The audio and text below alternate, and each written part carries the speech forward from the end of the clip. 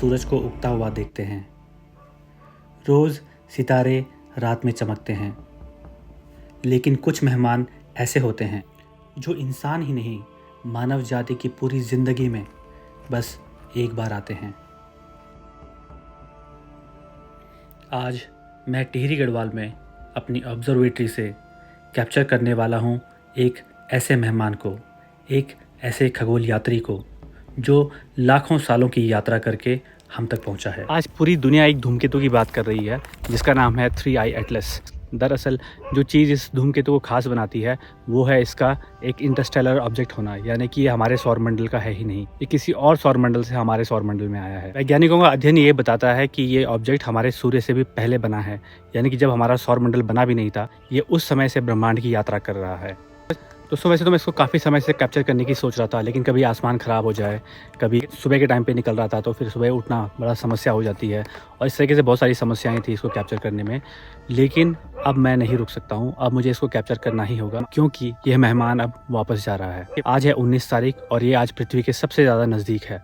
आज रात के बाद से ये हमसे दूर होता जाएगा और चला जाएगा अनंत की गहराइयों में, जहाँ से कि मानव सभ्यता के भविष्य में कभी भी लौट कर ना आए।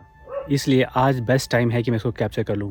हेलो दोस्तों, मैं हूँ रमेश, मैं हूँ एक एमेच्योर एस्ट्रोनॉमर, एक एस्ट्रो फोटोग्राफर, और स्वागत है आपका टिहरी स्काइज में।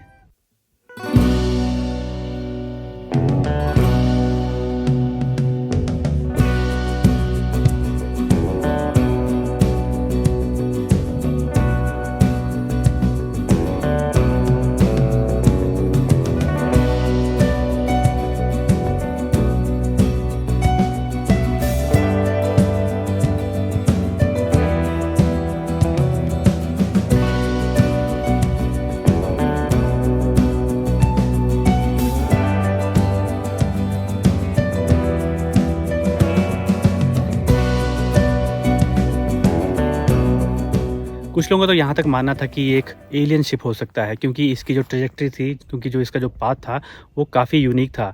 जैसे कि हम लोग प्लान करते हैं किसी ग्रह पे जाने के लिए, जैसे मंगल ग्रह पे जाने के लिए, तो हम लोग इस तरीके से प्लान करते हैं कि जब मंगल ग्रह हमसे सबसे ज़्यादा नज़दीक होगा उससे पहले हम लोग यहाँ से अपना यात्रा शुरू कर लें, और जिस पॉइंट पे मंगल ग्रह हमसे सबसे नज़दीक होगा हम उस पॉइंट पे मंगल ग्रह में लैंड होंगे। और इसका बिहेवियर भी कुछ इसी तरीके का था कि ये जुपिटर वगैरह बाकी ग्रहों के आसपास से गुजरा है, इसलिए बहुत सारे लोगों का ये मानना था कि ये एक एलियन शिप हो सकता है, जो कि एक रिसर्च करने के लिए निकला हुआ है जो हमारा सोलर सिस्टम है वो किस तरीके से बिहेव करता है और ये कैसा है।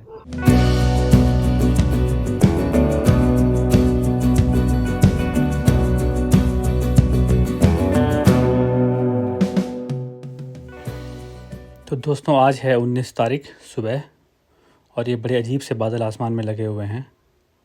ये हाई क्लाउड और मीडियम क्लाउड्स हैं।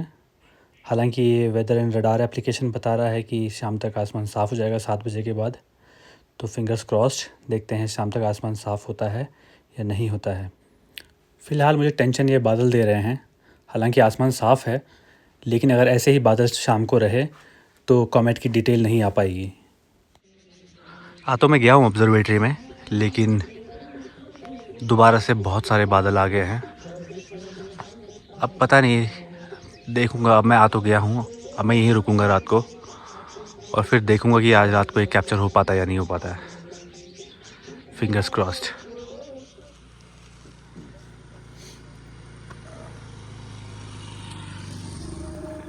तो दोस्तों मैं आए तो हूँ यहाँ पे, और मौसम फिर से ख़राब हो गया है और अभी सिर्फ बज रहे हैं 6:30 शायद।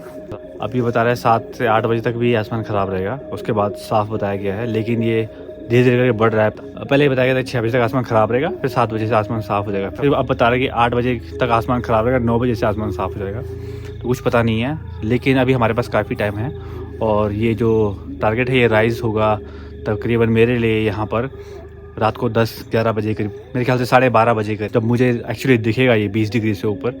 तो मैं, अगर उस समय आसमान साफ़ हो जाता है तो मैं उस समय कैप्चर करने की कोशिश करूँगा। सिर्फ एक समस्या है कि मुझे देखना पड़ेगा गाइड स्टार मुझे उसके लिए मिलता है या नहीं मिलता है। बेस्ट तो ये होता कि अगर मैं सीधे कॉमेट को ही सीधे ट्रैक करता, लेकिन क्योंकि मैं ऑफ एक्सेस गाइडर यूज़ कर रहा हूँ तो कॉमेट को ट्रैक करना काफ़ी मुश्किल होगा। तो इसलिए मैं स्टार पे ही गाइड करने वाला हूँ, बट डिपेंड करेगा कि मुझे स्टार मिलता है या नहीं मिलता है। तो चलिए बने रहिए, अभी देखते हैं कि क्या होता है। रात को 12 बजे 12:30 बजे आसमान साफ़ होता है या नहीं होता है, या सुबह 3-4 बजे अगर आसमान साफ़ हो जाता है तो मैं हो सकता है मुझे सुबह 3-4 बजे उठना पड़े या 5 बजे उठना पड़े, और फिर मैं इसको कैप्चर करने की कोशिश करूँगा। तो आप देख सकते हैं यहाँ पे काफ़ी सारा सामान अस्त व्यस्त पड़ा हुआ है। टेलीस्कोप अभी यहीं पे रखा हुआ है, तो ये टेलीस्कोप को उठा के वहाँ अंदर रखूँगा कॉर्नर पे। वैसे मैंने अंदर से रूफ़ का लॉक मैंने खोल दिया है। रूफ़ में थोड़ी सी खोली हुई ताकि देख सकूँ कि आसमान में क्या सीन है। कुछ भी नहीं दिख रहा, बिल्कुल भी कुछ नहीं, ना तो सैटर्न दिख रहा है। तो दोस्तों अच्छी बात यह है कि आसमान थोड़ा साफ़ हो गया है और सीन काफ़ी अच्छी नहीं है क्योंकि हाई क्लाउड्स हैं हल्के फुल्के, जैसे कि मैंने आपको दिखाया था दिन में।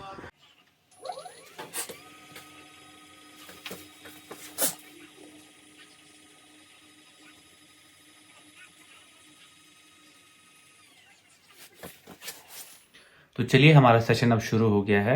ये 3i एटलस का सेशन नहीं है, ये बाकी सेशन है।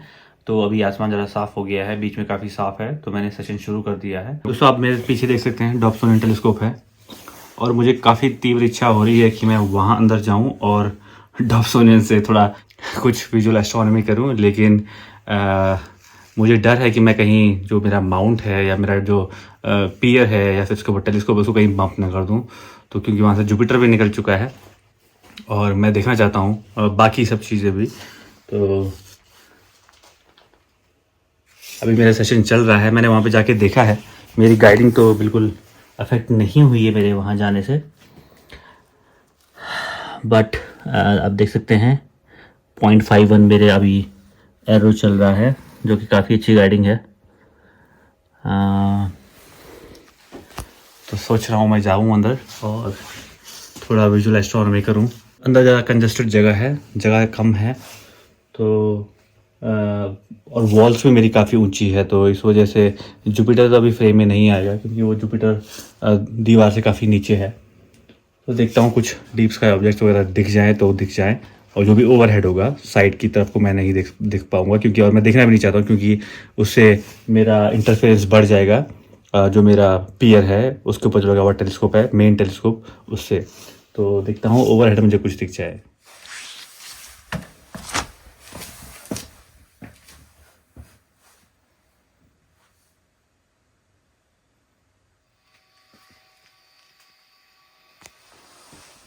अभी आप देखोगे तो ये टारगेट काफ़ी नीचे होराइजन में है, पहाड़ों से थोड़ा ही ऊपर है, तो वहाँ पे हल्के हल्के बादल भी हो सकते हैं।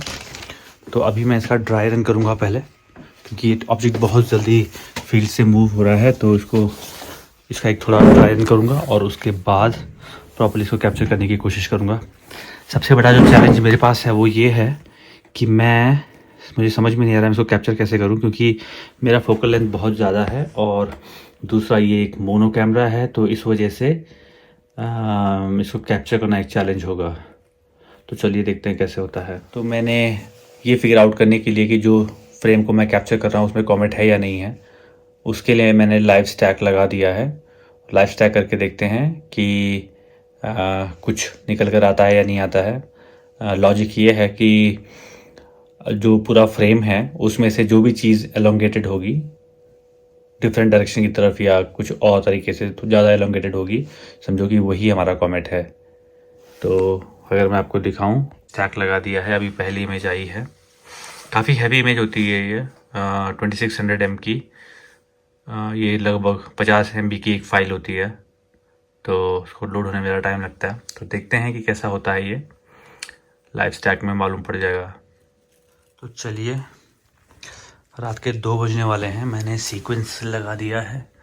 गाइडिंग कोई ख़ास नहीं है क्योंकि आज मैं OAG से नहीं गाइड कर रहा हूँ बल्कि एक सेपरेट गाइड कैंप से गाइडिंग कर रहा हूँ, तो ओकेश गाइडिंग है।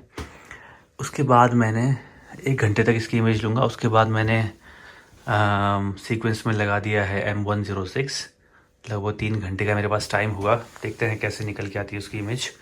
हालांकि इस कैमरे के सेंसर में बहुत ज़्यादा कबाड़ है, तो देखना पड़ेगा ये कैसे निकल के आती है। ये मेरी आंखें भी जलने लग गई हैं, अब तो सो जाते हैं अब, फिर सुबह देखा जाएगा। गुड मॉर्निंग दोस्तों। तो मैं सो के उठ चुका हूँ और अभी बजे हैं 7:30। आप देख सकते हैं सुबह हो चुकी है और आसमान में लगभग काफ़ी सारे बादल भी लगे हुए हैं। तो मुझे फ्लैट्स अब लेने हैं। यहाँ से सूर्य निकल रहा है, सनराइज़ हो रहा है अभी।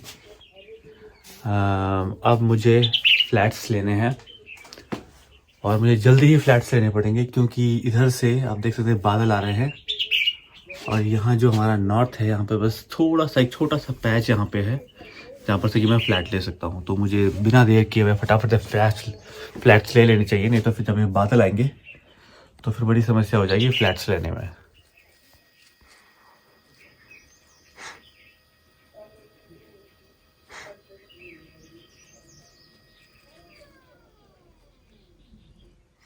तो दोस्तों फ्लैट्स तो मैंने ले लिए हैं और कल रात को तो मैंने लाइट फ्रेम्स तो ले ही लिए थे जो कॉमेट के थे।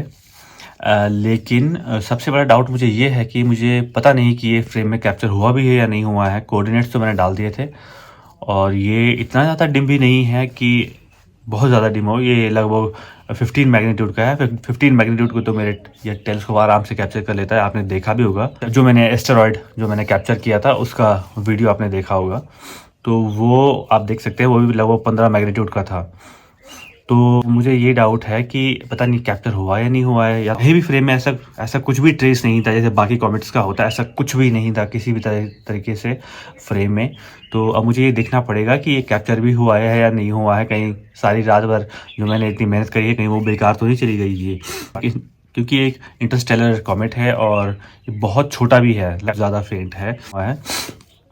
तो अब मैंने डेटा कलेक्ट किया है कल रात के जो लाइट फ्रेम्स हैं और जो फ्लैट्स मेरे पास हैं और मेरे पास डार्क्स और बाइस पहले से ही हैं, तो मैं उनको अब स्टैक करूँगा और फिर मैं स्टैक करने के बाद फिर मैं देखूँगा कि कुछ कैप्चर हुआ भी है या नहीं हुआ है।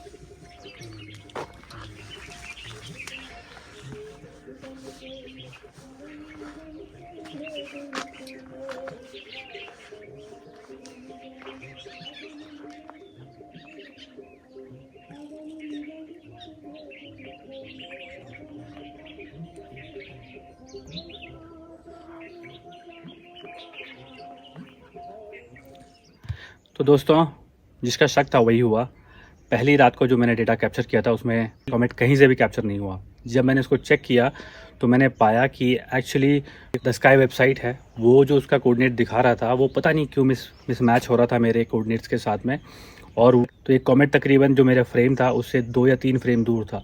तो जिसका डर था ये वही हुआ। कोई बात नहीं है, अब ये हमसे दूर जा रहा है, लेकिन आज पहला ही दिन है उसका हमसे दूर जाने का। तो मैं आज दोबारा से उसको ट्राई करूंगा, दोबारा से उसको कैप्चर करने की कोशिश करूंगा। दोस्तों कल के फेल्ड अटेम्प्ट के बाद आज मैं फिर से आ गया हूँ ऑब्जर्वेटरी में और कल रात यहाँ बहुत ही भयंकर वाली ठंड थी, बिल्कुल हड्डियाँ गला देने वाली ठंड थी कल। तो आज मैं अपने साथ लाया हूँ मेरा स्लीपिंग बैग भी, जो कि है 1 डिग्री सेल्सियस के लिए बना हुआ। हालांकि रजाई भी काफ़ी ठीक थी ये, बट लेकिन फिर भी रजाई एकदम से ठंडी हो जा रही थी। तो मुझे लगता है स्लीपिंग बैग में काफ़ी सही रहेगा, तो मैं स्लीपिंग बैग आज लाया हूँ। 7:19 हो रहे हैं इनफैक्ट। तो ये टारगेट्स कम से कम 12:30 पौने 1 बजे करीब आएगा, तो तब तक के लिए इस गैलेक्सी को लगा दूंगा। और कल रात में सो नहीं पाया था ढंग से, तो मैं सोच रहा हूँ शायद मैं अभी सो जाऊँगा और फिर 12-1 बजे उठूँगा। लेकिन एक बार बिस्तर के अंदर घुस गए तो फिर बाहर आने का मन नहीं करता है। तो देखूँगा या तो मैं सो जाऊँगा या फिर मैं जागता रहूँगा 1 बजे तक। तो दोस्तों मैं अभी उठ चुका हूँ। अभी टाइम हो रहे हैं 1:22 और हमारा टारगेट हमारे सेंटर में है। मैं भी आपको दिखाऊंगा।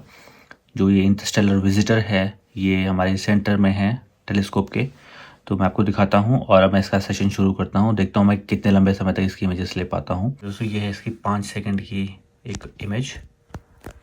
अब इसकी मैं लगातार इमेजेस लेता रहूँगा। ये मैंने सेशन अपना सीक्वेंस मैंने चालू कर दिया है 3i एटलस का, और अब कोई गड़बड़ नहीं होनी चाहिए। तो ये अब आप देख सकते हैं ये एक मिनट की इमेज है, 1 मिनट का एक्सपोजर है इस कॉमेट का।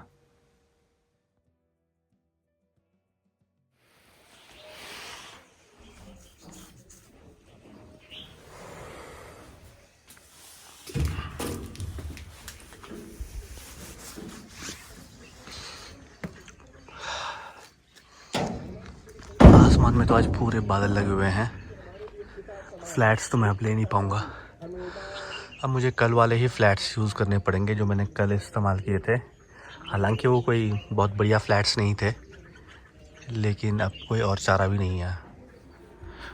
मुझे लगा था कि रात को सब कुछ ठीक चल रहा है, लेकिन रात को बादल आ गए और फिर मेरी गाइडिंग देखो कुछ इस तरीके से हुए और बहुत सारे ऐसे फ्रेम्स हैं जो इस तरीके से बर्बाद हुए। अब आप देख सकते हैं कॉमेट यहाँ चला गया है कोने में।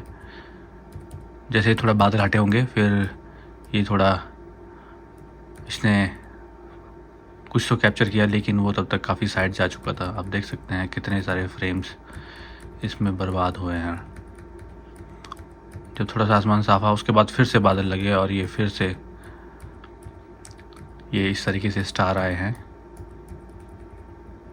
ये आप देखिए। और इस तरीके से ये पूरा बर्बाद हो गया। और फिर मैंने इसको सेंटर में भी लिया दोबारा से, लेकिन ये इसके बाद बिल्कुल भी कैप्चर नहीं हुआ। तो दोस्तों मैंने तकरीबन 180 इमेजेस इस टारगेट की ली थी, जिसमें से कि काफ़ी सारा डेटा मेरा ख़राब हुआ, लेकिन 1 घंटे का डेटा मेरा सही सुरक्षित बच गया था। तो तकरीबन 60 इमेजेस मेरी ठीक थी उसमें से 180 में से। तो आप लगा सकते हैं तकरीबन 120 इमेजेस मेरी ख़राब हुई है लगभग। तो जितना भी मेरे पास डेटा था उससे मैंने ये इमेज बनाई है। तो वैसे कमेंट्स के लिए 1 घंटे का डेटा काफ़ी होता है। मैं सोचा था कि जितना ज़्यादा मेरे पास एक्सपोजर होगा तो मैं उसकी एक वीडियो भी बना पाऊँगा, लेकिन जितना भी है डेटा काफ़ी है, इमेज बनाने के लिए काफ़ी है। वीडियो में मैंने इसका बनाया है वो भी मैं आपको दिखाने वाला हूँ। तो दोस्तों मुझे उम्मीद है कि आपको ये वीडियो पसंद आया होगा। अगर आपको पसंद आए तो प्लीज़ लाइक करें, सब्सक्राइब करें, अपने दोस्तों के साथ में शेयर करें। अगर आपके कोई सवाल हैं एस्ट्रोनॉमी या एस्ट्रोफोटोग्राफी से रिलेटेड तो आप मुझसे पूछ सकते हैं। अगर आप यहाँ पर स्टार गेजिंग करना चाहते हैं मेरी ऑब्जर्वेटरी में तो यू आर मोस्ट वेलकम, मैं आपको यहाँ पे स्टार गेजिंग करा सकता हूँ। अगर आपको कोई इक्विपमेंट परचेज़ करने हैं और आप मेरी भी थोड़ी हेल्प करना चाहते हैं तो आप डिस्क्रिप्शन में दिए गए ट्यूबटेक के लिंक से आप ट्यूबटेक के इक्विपमेंट्स परचेज़ कर सकते हैं, जिससे कि आपको कोई भी एक्स्ट्रा पैसा नहीं पड़ेगा, बट इस चैनल की थोड़ी मदद हो जाएगी। तो चलिए छोड़ जाता हूँ मैं आपको इन रिजल्ट्स के साथ में। सितारों के इस सफ़र में आपसे मिलते हैं अगली बार।